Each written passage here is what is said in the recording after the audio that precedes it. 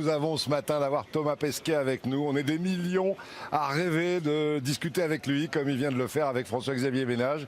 Et c'est vraiment un garçon sympathique. Anne-Cécile Ortemann, pendant qu'on voit sur les Champs-Élysées cette mise en place impressionnante, toujours sous le ciel bleu de Paris, avec ses drapeaux tricolores partout, les Rafales, c'est très très important dans nos missions extérieures, dans nos opérations extérieures actuellement.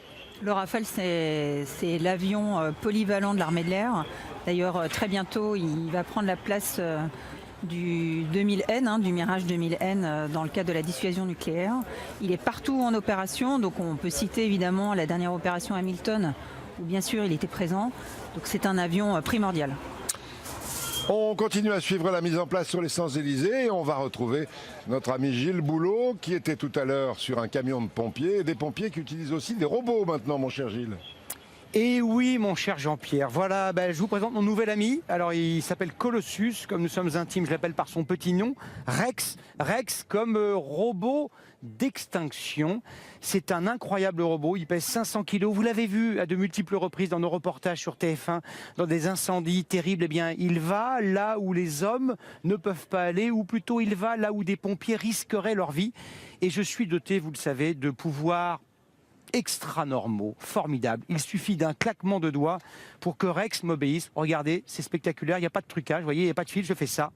Et il va avancer, il va avancer. Et je refais ça, et la lance va tourner vers moi dans l'autre truc.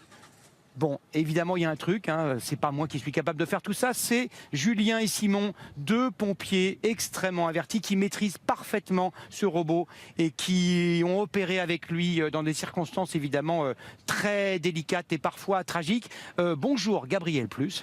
Bonjour. Vous êtes lieutenant-colonel et vous dirigez la communication de ces sapeurs-pompiers que nous avons rencontrés de Paris. Un mot pour nous expliquer en quoi cet engin, disons les choses franchement, a changé votre vie, a changé votre travail. Oui, les pompiers de Paris ont la capacité d'innover et de prévenir le risque. Et ce risque évolue sur la région parisienne. On creuse de plus en plus profond, on construit de plus en plus haut. Il s'agit de préserver l'engagement de nos pompiers de Paris. En engageant ce robot, en amont des pompiers de Paris, ce robot va être capable de donner un certain nombre d'images, de renseignements, de refroidir l'atmosphère, par exemple dans un parc de stationnement couvert, dans une galerie technique. Et une fois que le robot aura préservé le risque, les pompiers de Paris pourront à leur tour s'engager, mais ce risque aura été contrôlé, la surface connue, éventuellement le véhicule qui brûle aura été écarté et l'incendie aura probablement été éteint pour que le pompier ensuite s'engage en toute sécurité. C'est une aide incontournable, c'est le premier robot d'extinction. Un certain nombre d'autres robots suivront, les robots mules, pour nous suivre sur le plan logistique, apporter des bouteilles d'air, transporter un brancard et que sais-je.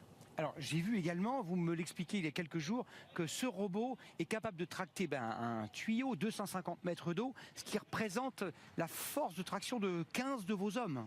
Alors effectivement, ce robot qui pèse 500 kg est capable de pousser 400 kg, donc d'écarter un véhicule.